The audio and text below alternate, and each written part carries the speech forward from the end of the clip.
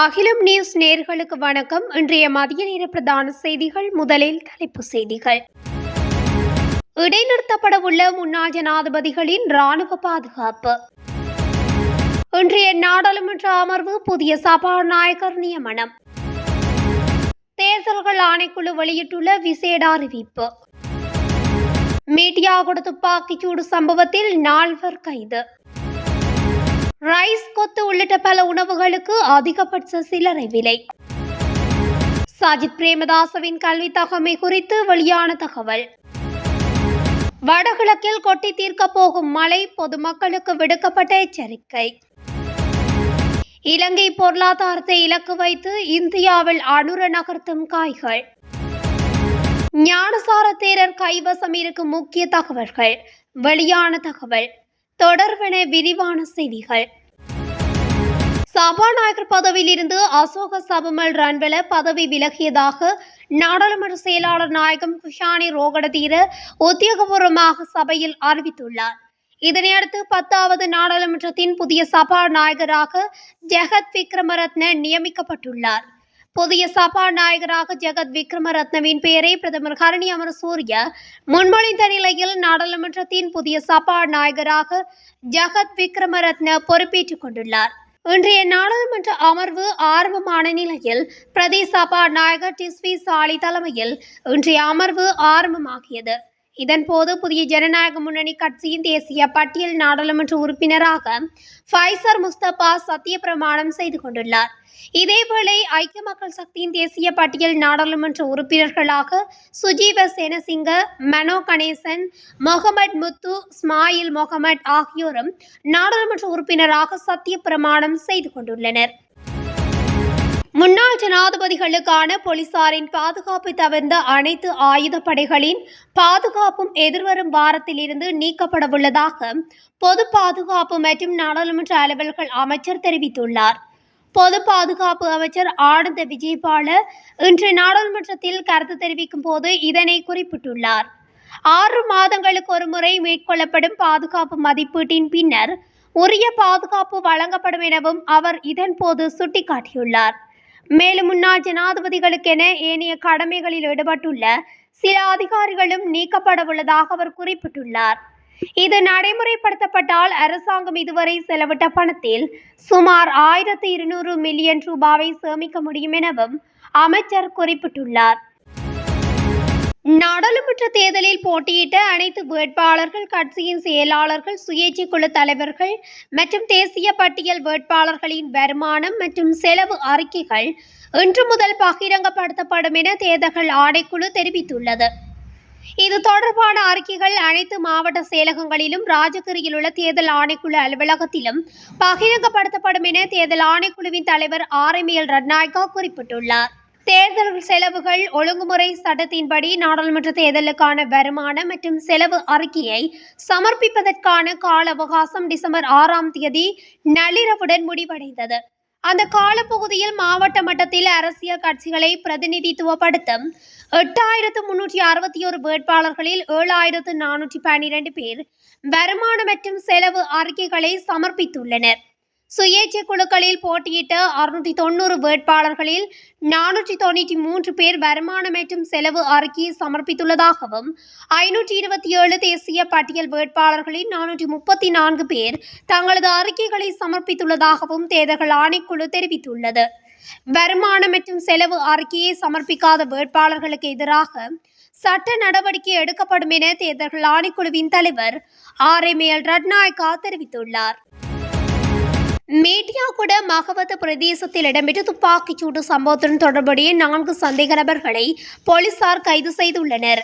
மீடியாகுட போலீசாருக்கு கிடைத்த தகவலின் அடிப்படையில் நேற்று பிற்பகல் மேற்கொள்ளப்பட்ட சுற்றி வளைப்பில் இவர்கள் கைது செய்யப்பட்டதாக போலீஸ் ஊடக பேச்சாளர் சிரேஷ்ட போலீஸ் அத்தியட்சகர் புத்திக மெனதுங்க தெரிவித்துள்ளார்.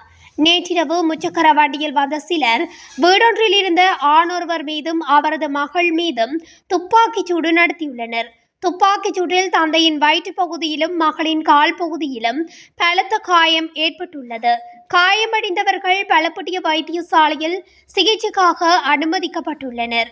இந்த நிலையில் சம்பவத்துடன் தொடர்புடைய பிரதான சந்தேக நபர் உட்பட 4 கைது செய்யப்பட்டுள்ளதாக போலீஸ் ஊடக பேச்சாளர் சிரேஷ்ட போலீஸ் அத்தியட்சகர் புத்திக மெனதுங்க தெரிவித்துள்ளார். அரசாங்கம் ரைஸ், கொத்து, பான் உள்ளிட்ட பேக்கரி பொருட்கள், குடிநீர் போத்தல்கள், உள்நாட்டில் உற்பத்தி செய்யப்படும் உப்பு, பருப்பு, வெங்காயம், உருளைக்கிழங்கு போன்ற இறக்குமதி செய்யப்பட்ட அத்தியாவசிய உணவுப் பொருட்கள் உள்ளிட்ட பல உணவகப் பொருட்களுக்கு அதிகபட்ச சில்லறை விலை விதிக்கப்படவுள்ளதாக தெரிவிக்கப்படுகின்றது. அதன்படி எதிர்காலத்தில் பல அத்தியாவசிய பொருட்களுக்கு அதிகபட்ச சில்லறை விலையை விதிக்க வர்த்தகம், உணவு பாதுகாப்பு மற்றும் கூட்டுறவு அபிவிருத்தி அமைச்சு தீர்மானித்துள்ளதாக தெரிவிக்கப்படுகிறது. நாட்டில் கடுமையான சுரண்டலுக்கு ஆளாகும் நுகர்வோரை காக்கும் நோக்கில் இந்த தீர்மானம் எட்டப்பட்டுள்ளது. இது தொடர்பில் நுகர்வோர் விவகார அதிகார சபை செயற்பட்டு வருவதாக குறிப்பிடப்பட்டுள்ளது. இதன் விலைகள் விரைவில் மக்களுக்கு அறிவிக்கப்படும் எனவும் அந்த தகவல்கள் தெரிவிக்கின்றன. எதிர்க்கட்சி தலைவர் சஜித் பிரேமதாச இலங்கையில் சாதாரண தரம் கற்கவில்லை என ஐக்கிய மக்கள் சக்தியின் நாடாளுமன்ற உறுப்பினர் நளின் பண்டார தெரிவித்துள்ளார். சஜித் பிரேமதாச இங்கிலாந்து உயர்கல்வியையும் பல்கலைக்கழக பட்டப்படிப்பினையும் முன்னெடுத்தார் எனவும் அவர் குறிப்பிட்டுள்ளார். எதிர்க்கட்சி தலைவரின் கல்வி தகமை குறித்து ஊடகவியலாளர்கள் எழுப்பிய கேள்விக்கு பதிலளித்த போது அவர் இதனை தெரிவித்துள்ளார். சஜித் பிரேமதாசவின் கல்வி தகமை குறித்து தொடர்ச்சியாக பேசப்பட்டுள்ளதாகவும் இங்கிலாந்தில் பட்டம் பெற்றுக் கொண்டுள்ளதாகவும் அவர் குறிப்பிட்டார். மேலும் சுற்றாடல் துறை தொடர்பில் சஜித் இன்னும் கற்று வருகின்றார். சஜித் பிரேமதாசவின் பல்கலைக்கழக பட்டம் குறித்த சான்றிதழ்கள் தேவையெனில் எதிர்வரும் நாட்களில் காண்பிக்க முடியும். எதிர்க்கட்சி தலைவரின் சான்றிதழ்களை கேட்பதற்கு முன்னர் தற்போதைய ஆளும் கட்சியின் உறுப்பினர்களது கல்வி தகவை சான்றிதழ்களை வெளிப்படுத்த வேண்டும் என நளின் பண்டார தெரிவித்துள்ளார். அண்மையில் சஜித் பிரேமதாச சாதாரண தர பரீட்சையில் சித்தி எய்தவில்லை என்ற அடிப்படையில் சமூக ஊடகங்களில் பதிவொன்று பகிரப்பட்டிருந்தமை குறிப்பிடத்தக்கது. தென்கிழக்கு வங்காள விரிகுடா கடற்பரப்புகளுக்கு மேலாக தற்பொழுது நிலவும் தளம்பல் நிலை மேலும் தொடரும் என எதிர்வு கூறப்பட்டுள்ளது. அது மேலும் வலுவடைந்து அடுத்த 2 நாட்களில் மேற்கு வடமேற்கு திசையில் இலங்கையின் வடக்கு பகுதியை அண்டியதாக தமிழ்நாடு கரையை நோக்கி நகரக்கூடும் என எதிர்பார்க்கப்படுவதாக வளிமண்டலவியல் திணைக்களம் எதிர்வு கூறியுள்ளது. வளிமண்டலவியல் திணைக்களம் இன்று வெளியிட்டுள்ள அறிக்கையில் இதனை தெரிவித்துள்ளது. வடக்கு, கிழக்கு, வடமத்திய மற்றும் ஊவா மாகாணங்களிலும் மாத்தளை மற்றும் நுவரெலியா மாவட்டங்களிலும் அவ்வப்போது மழையோ அல்லது இடியுடன் கூடிய மழையோ பெய்யக்கூடிய சாத்தியம் காணப்படுகின்றது.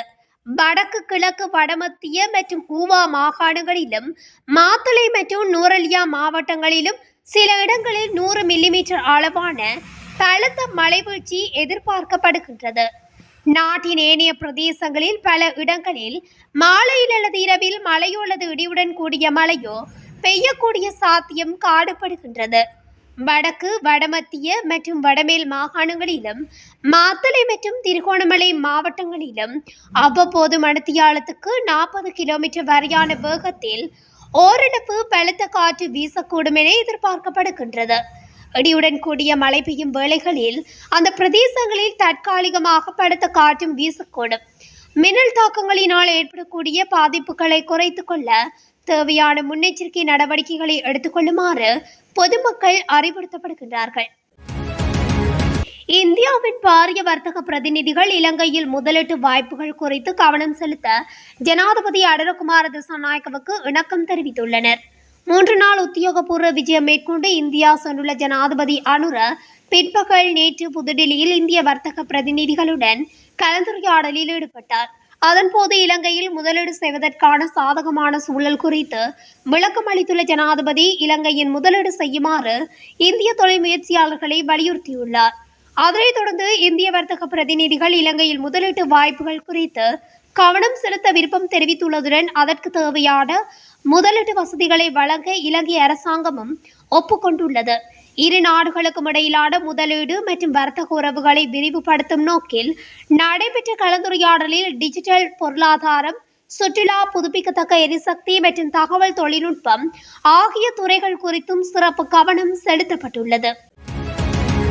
நாட்டில் அதிகரித்து வரும் இனவரி மற்றும் மதவரி குறித்து தாம் சேகரித்துள்ள முக்கியமான தகவல்களை பெற்று விவாதிக்க ஒரு முறையான நிறுவனத்தை நிறுவுமாறு பொதுபல சேனாவின் பொதுச் செயலாளர் கலகடோத்தி ஞானசார தேரர் ஜனாதிபதியிடம் கோரிக்கை விடுத்துள்ளார். குற்றப்புலனாய்வு துறையிடம் இல்லாத தகவல்கள் கூட தன்னிடம் இருப்பதாகவும் குறிப்பிட்டுள்ளார்.